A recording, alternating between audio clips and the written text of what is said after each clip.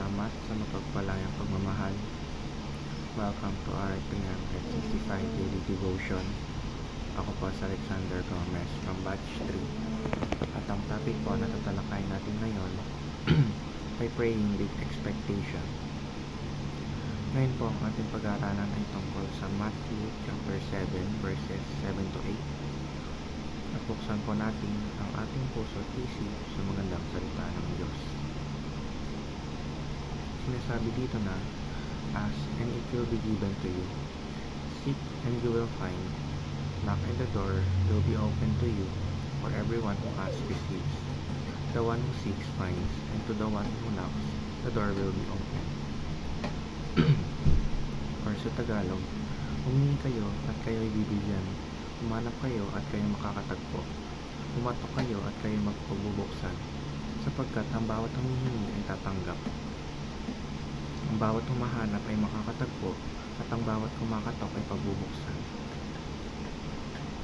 Sinasabi sa verse na, pinapahiwatig lang sa verse na naririnig ng Panginoon ang mga panalangin natin at sumasagot siya. Humingi tayo at iyon ay ibibigay ng Diyos sa atin kung alam niyang para ito sa atin at hindi natin ito ipapapahamak.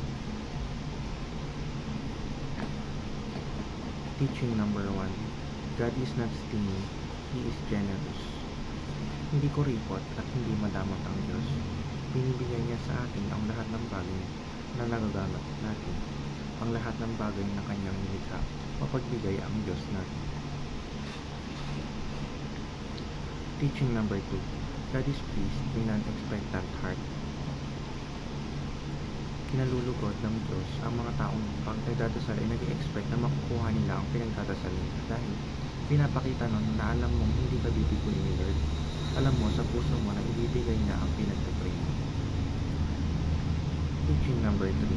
God has promised that He will answer. Ang huling katuruan ay pinangako ng Diyos na kapag tayo nagdasal, He will answer. Walang pangako ang Diyos na hindi niya tinupad, kaya naman, huwag tayong mahiya dahil ang Diyos natin ay hindi binig. Application number 1. Pray because God answers prayers. Huwag tayong magtipid sa panalangin because prayer works. Sa lahat ng bagay, pagkakataon at lugar ay mabisa ang pananalangin. Application number 2. Expect great things from God. Our God is great at mag-expect tayo na ibibigay niya sa atin ang lahat ng biyaya na kailangan natin. Lahat ng great things ay hindi niya ipagdadamot sa mga tunay na nanampalataya sa Kanya. Application number 3. Trust God's wisdom and sovereignty. Magtiwala tayo sa Lord dahil He is above all things. Alam niya ang lahat at dun pa lang ay mabilib na tayo. Nothing is possible with God, lalo na kung nagpipray tayo ng taimtim at sumusunod sa Kanya. Yun lamang po ang aking devotions. Maraming salamat.